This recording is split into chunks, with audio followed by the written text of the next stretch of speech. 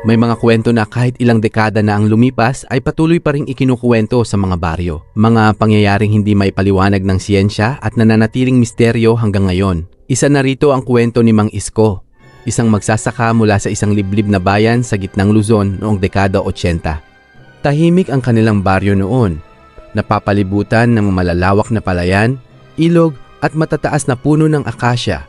Kapag sumapit ang gabi, halos wala nang maririnig kundi huni ng mga kuliglig at ihip ng hangin. Kilalang masipag si Mang Isko. Kahit madilim na ay nagtatrabaho pa rin siya sa bukid upang masiguro ang magandang ani. Isang gabi ng Oktubre, katatapos lamang ng mahinang ulan. Mabigat ang ulap sa kalangitan at tanging liwanag lamang ng buwan ang gumagabay sa kanyang pag-uwi. Habang naglalakad siya sa pilapil, napansin niyang tila may kumikislap na liwanag sa malayo. Noong una, inakala niyang may dala lamang na lampara ang isa sa mga kapitbahay. Ngunit habang tumatagal, napansin niyang kakaiba ang liwanag. Hindi ito gumagalaw tulad ng tao. Hindi rin ito kumikislap gaya ng ilaw ng bahay. Isa itong bilog na apoy na lumulutang ilang talampakan mula sa lupa. Huminto si Mang Isko. Nanlamig ang kanyang batok. Naalala niya ang mga babala ng matatanda noon. Kapag may nakita kang apoy na lumulutang sa gitna ng bukid, huwag mo itong sundan. Ngunit nanaig ang kanyang kuryosidad. Dahan-dahan siyang lumapit. Habang papalapit siya, tila lalo namang lumalayo ang apoy. Para bang inaakit siya. Para bang gusto siyang pasunurin. Makalipas ang ilang minuto, napansin niyang wala na siya sa karaniwang daanan. Napapaligiran na siya ng matataas na damo. Hindi na niya makita ang kanyang baryo. Hindi na rin niya makita ang ilog na palatandaan niya sa pag-uwi. Bigla siyang nakaramdam ng kaba nang muli niyang tingnan ang apoy, mas maliwanag na ito. At sa pagkakataong iyon, tila may mukha siyang nakita sa gitna ng apoy. Isang mukhang hindi tao, mapupulang mata, mahabang ngiti at tila nakatingin mismo sa kanya. Napaatras si Mang Isko, nanginig ang kanyang mga tuhod. Biglang lumakas ang hangin, ang apoy ay nagsimulang umikot sa paligid niya, paikot-ikot, palapit ng palapit, hanggang sa marinig niya ang isang mahinang tinig. Sumama ka sa akin. Napapikit siya sa takot, paulit-ulit niyang binigkas ang kanyang mga dasal. Nang muli niyang idilat ang kanyang mga mata, wala na ang apoy. Ngunit napagtanto niyang hindi pa rin siya makauwi. Naliligaw siya sa gitna ng madilim na palayan. At doon niya narinig ang mga yabag ng isang bagay na hindi niya nakikita. Mabagal, mabigat, at papalapit ng papalapit sa kanyang kinaroroonan. Napatigil si Mang Isko. Pakiramdam niya ay bumilis ang tibok ng kanyang puso. Ang mga yabag ay patuloy na lumalapit. Hindi niya makita kung sino o ano ang naglalakad sa kadiliman. Tanging tunog lamang ng mga paa sa basang lupa ang kanyang naririnig. Bigla siyang tumakbo. Hindi niya alam kung saan siya pupunta. Ang alam lamang niya ay kailangan niyang makalayo. Ngunit habang tumatakbo siya, tila paulit-ulit lamang ang kanyang nadaraanan. Parehong puno, parehong pilapil, parehong kumpol ng kawayan.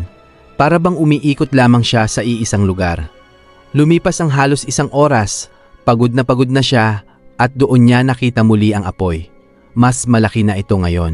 Mas maliwanag at tila naghihintay lamang sa kanya. Maya-maya ay nagsimulang magkaroon ng hugis ang apoy.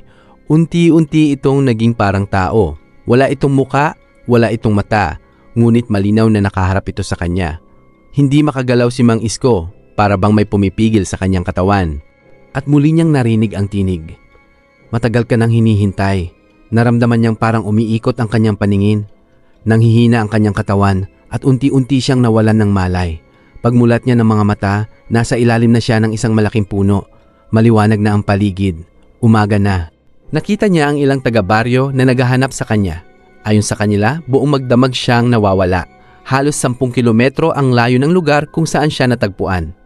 Ang mas nakapagtataka, wala siyang maalala kung paano siya nakarating doon. Ngunit may napansin ang mga kasama niya. May tila markaan ng paso sa kanyang braso. Bilog na bilog. Parang iniwan ng isang nagbabagang bagay. Mula noon ay hindi na siya muling nagtatrabaho sa bukid kapag gabi. Akala niya ay tapos na ang lahat. Ngunit hindi pa pala. Dahil makalipas ang ilang linggo, bumalik ang apoy.